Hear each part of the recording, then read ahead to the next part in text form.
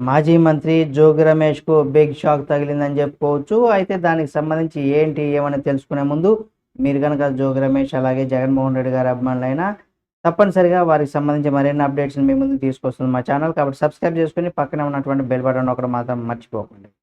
రాష్ట్రంలో మరో కీలక పరిణామం చోటు చేసుకుందని చెప్పుకోవచ్చు. ఎందుకంటే సిఐడి స్వాధీనంలో ఉన్నటువంటి అగ్రి గోల్డ్ భూములు కూడా కబ్జా చేశారనేది కూడా ఆరోపణలతో మాజీ మంత్రి జోగి రమేష్ కుటుంబ సభ్యులపైన ఇటీవల కూడా కేసు నమోదైన విషయం మనందరికీ తెలిసిందే. అయితే ఈ మేరకు ఈ కేసులో ఏసీబీ మెరుపు వేగంతో దాడులు చేస్తూ అరెస్టులను కూడా తెరలేపింది. ఈ క్రమంలోనే ఈరోజు తెల్లవారుజామున ఎన్టీఆర్ జిల్లా ఇబ్రహీంపట్నంలో మాజీ మంత్రి జోగి రమేష్ ఇంట్లో కూడా ఏసీబీ అధికారులు ఆకస్మిక తనిఖీలైతే నిర్వహించారు. ఇంటిని అంటే మొత్తం కూడా తమ ఆధీనంలోకి తీసుకొని 15 మంది అధికారులు రమేష్ ఇంటిని జల్లెడ పట్టారు. సోదాల్లో పలు రికార్డులు, డాక్యుమెంట్లు కూడా వారు పరిశీలించారు.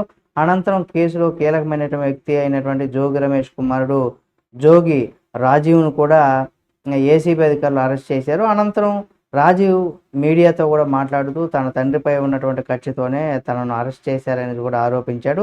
అందరూ కొనుగోలు చేసినట్టుగానే తాము కూడా భూమిని కొనుగోలు చేశామనేసి కూడా అందులో తప్పేముందనేసి కూడా అన్నాడు. కేసును చట్టపరంగా ఎదుర్కొంటామని ప్రత్యక్షంగా అంటే ప్రభుత్వం కక్ష సాధింపు చర్యలు కూడా పాల్పడుతుందంటూ కూడా ఇక్కడ జోగి రాజీవ్ అయితే చెప్పుకొచ్చాడు. అయితే దీనికి సంబంధించి మరిన్ని అప్డేట్స్‌ని మీ ముందుకు తీసుకొస్తుంది మా ఛానల్.